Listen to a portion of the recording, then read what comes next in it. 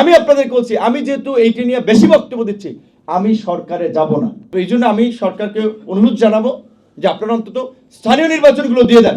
জানুয়ারি থেকে আপনাদের কমিশনের রিপোর্ট আসতেছে, আপনারা মার্চ থেকে স্থানীয় নির্বাচন দিয়ে দেন। এই যে ভারত সবসময় রেডি আছে ক্যামেরা ট্যামেরা সহ, যে একটা ঘটনা ঘটলে ওইটাকে কিভাবে বড় করে দেখাবে, তিলকে তাল করে দেখাবে। এখানে কোনো আলেমের নেতৃত্বে কোনো মন্দিরে হামলা হয়েছে, কোনো আলেমের নেতৃত্বে হিন্দু কমিউনিটির উপরে হামলা হয়েছে, হয় নাই। অনেকে আর বলছে নূর ভাই খালি জাতীয় সরকারের কথা বলতেছে, সে সরকারে যাইতে চায় বোধহয়। অনেকে বলে আর কি, ফেসবুকে কমেন্ট করে যে হ্যাঁ নিয়ে নেন, তাহলে সব ঠিক হয়ে যাবে। আমি আপনাদেরকে বলছি, আমি যেহেতু এইটা নিয়ে বেশি বক্তব্য দিচ্ছি, আমি সরকারে যাব না। আমরা তো নেক্সট ইলেকশন হলে 5 বছর জন্য ইলেক্টেড হব। আলহামদুলিল্লাহ আপনাদের দোয়া ভালোবাসায়, এলাকার মানুষের যে সমর্থন, নির্বাচন দিলে বিপুল ভোটে জয়লাভ করতে পারবো। তো আমরা এই 2-1 বছরে আমাদের যেতে হবে, যেটা মুখ্য বিষয় না। কিন্তু সরকার চালাতে পারছে না, পরিস্থিতি এখনো নিয়ন্ত্রণে নাই।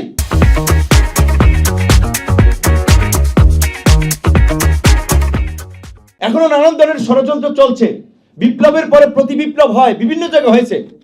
বণিক বার্তা একটা রিপোর্ট করেছে, আপনারা একটু সবাই ইউটিউবে সার্চ দিয়ে পড়বেন। খালি ছোট্ট একটা আপনার কয়েক মিনিটের ভিডিও, তিউনিসিয়ার বিপ্লবের পরে যা যা হয়েছিল, এইটুকু লিখে সার্চ দিবেন, পাবেন। আপনারা একটু দেখবেন বাংলাদেশের বর্তমান ঘটনার পরে সেম একেবারে সব কিছু মিলছে।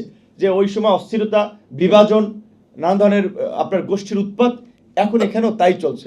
এখন এখান থেকে শিক্ষা নিয়ে যদি আমরা এটাতে পরিত্রাণ না করতে পারি, আবার কিন্তু হজবরল হয়ে যাবে। তো এই জন্য আমি সরকারকে অনুরোধ জানাবো যে আপনারা অন্তত স্থানীয় নির্বাচনগুলো দিয়ে দেন।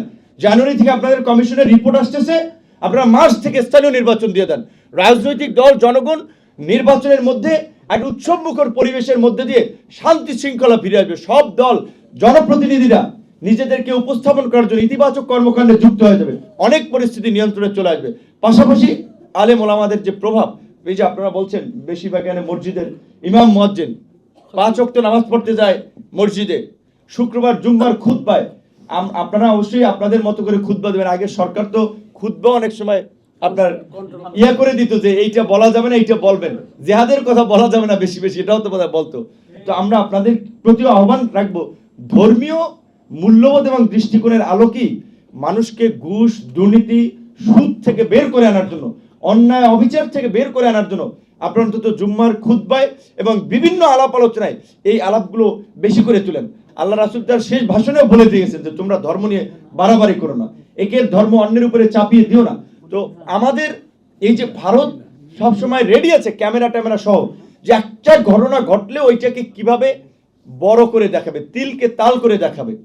তো কাজেই সেই ক্ষেত্রে বিধর্মীদের প্রতি বাংলাদেশের জন্য কেউ কোনো ধরনের বাধা, বিঘ্ন, অন্যায়, অবিচার না করে, সেই বিষয়ে আপনারা একটু আপনাদের বয়ান, আপনাদের কথাবার্তার মাধ্যমে একটু আপনারা বলবেন। আর বিশেষ করে বাস্তব কথা বলার প্রয়োজন হয় না, কিন্তু এই যে যেগুলো মানে প্রচার করছে কিন্তু বিভ্রান্তিকর, মিথ্যা, অসত্য তথ্য। এখানে কোনো আলেমের নেতৃত্বে কোনো মন্দিরে হামলা হয়েছে, কোনো আলেমের নেতৃত্বে হিন্দু কমিউনিটির উপরে হামলা হয়েছে, হয় নাই। তাহলে এটিকে কিভাবে সাম্প্রদায়িক ঘটনা হিসেবে তুলে ধরে?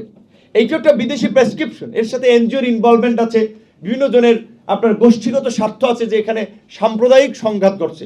ব্যক্তিগত ঘটনা, জায়গা জমি, মন্দির, প্রতিষ্ঠান নিয়ে দ্বন্দ্ব, সেগুলোকে দেখায় যে সাম্প্রদায়িক ঘটনা হিসেবে।